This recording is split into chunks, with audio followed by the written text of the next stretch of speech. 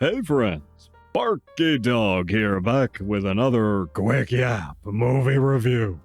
So, I just got back from seeing this here movie at the theater, and this is just my quick impression of it. Is this movie any good? Was it entertaining? This time we're talking about Ruby Gillman, Teenage Kraken, the latest animated film from DreamWorks. What's it about? Well, Ruby Gillman is a teenager. She and her family live in an oceanside community. They're krakens trying to blend in with humans. Ruby goes to the local high school, and she and her few friends are the dorky kids in school. Ruby has a crush on a boy and wants to go to the prom with him, but is too chicken to ask him out. There's a lot of rules Ruby has to follow. The biggest is that she cannot go in the water. She doesn't know it yet, but if she does, she'll transform into a gigantic super-kraken. But when her crush falls in the water and is drowning, Ruby has to save him, so she jumps in the water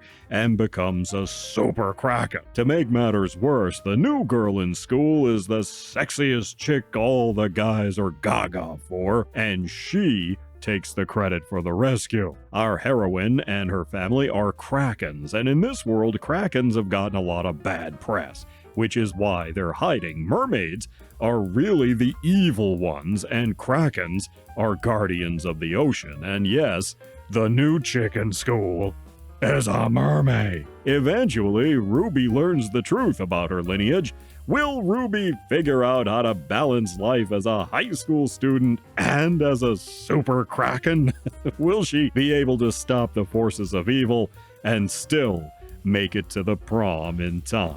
So how about it? Is this thing any good? Well, yeah, I thought it was alright. True, I have seen better movies, but I did enjoy Ruby Gillman. It's not as good as Puss in Boots: The Last Wish, but it was still very good.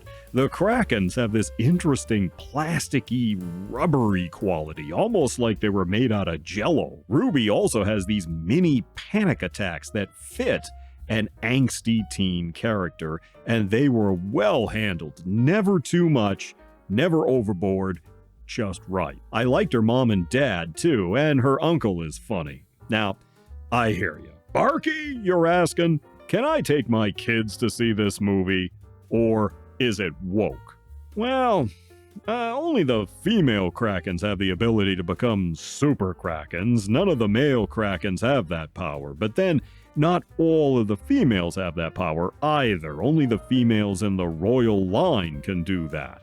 So to call that a modern feminist thing, I think is a real stretch. True, the male krakens are kind of dopey and even a little soy, but I don't think it's really fair to call that a misandry thing. It's more of a character thing. At one point, the characters are talking about the upcoming prom and say that prom is a construct of the patriarchy, but then they kind of chuckle and plan to go anyway. So it was almost as if they were just repeating what they knew they should say or were supposed to say, even if they know it's dumb, and are kind of laughing it off since they totally want to go. And in the school, you do see diverse couples, because of course.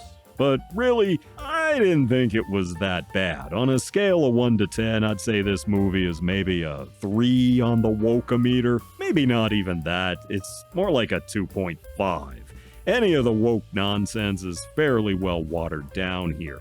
You could totally take your kids to see this and not worry that they'll see anything really bad. The few woke elements will go right over a kid's head, no problem. The story is more of an ugly duckling metaphor, or be yourself, or don't hide who you are, or believe in yourself, and all of that kind of stuff. So yeah, I think kids will like this. It's very colorful, the animation is excellent, the character designs are interesting, the soundtrack fits, and as a grown-up, it won't be insufferable to sit through. So yeah, Ruby Gillman, Teenage Kraken. If you don't want to bring the kids to see Elemental or whatever else is playing, go ahead and give Ruby Gillman a try. You take care of yourselves, and I'll see you in the next one.